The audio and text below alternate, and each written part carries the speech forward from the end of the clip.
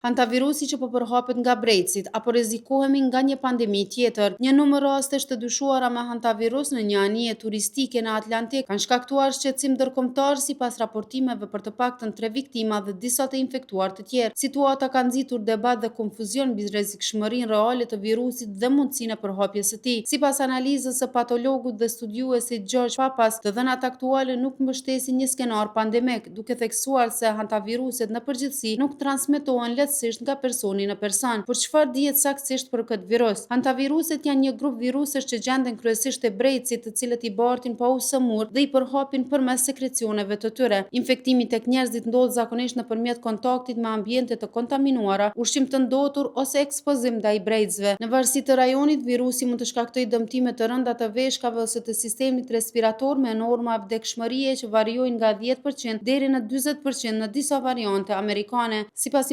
të përmendur nga Organizata Botërore e Shëndetësisë, anija turistike me 88 pasagjerë dhe 49 antar ekuipazhi kishte nisur udhëtimin nga Argjentina. Rasti i parë i rënd është shfaqur shpejt pas nisjes, duke sugjeruar infektim të mëhershëm. Më pas janë raportuar edhe disa raste tjera, kryesisht në kontakt të afërt me pacientin e parë, duke ngritur dyshime për një variant që mund të ketë transmetim mes njerëzve, siç është virusi Andeve, i njohur për raste të rralla të përhapjes direkte mes individëve. Ekspertët theksojnë se skenari më i mundshëm është një shpërthim i izoluar brenda anijes dhe jo një kërcënim global. Megjithatë, hetimet vijojnë dhe të gjitha kontaktet po monitorohen për një periudhë inkubacioni deri në disa javë. Sipas specialistëve, nuk ka trajtim specifik apo vaksinë për hantavirus, ndërsa parandalimi mbështetet kryesisht te shmangja e kontakteve me brecit dhe zonat e kontaminuara. Autoritetet shëndetësore po ndjekin nga afër situatën, ndërsa rastet mbeten të izoluara në anije dhe nën mbikëqyrjen e rrep epidemiologjike.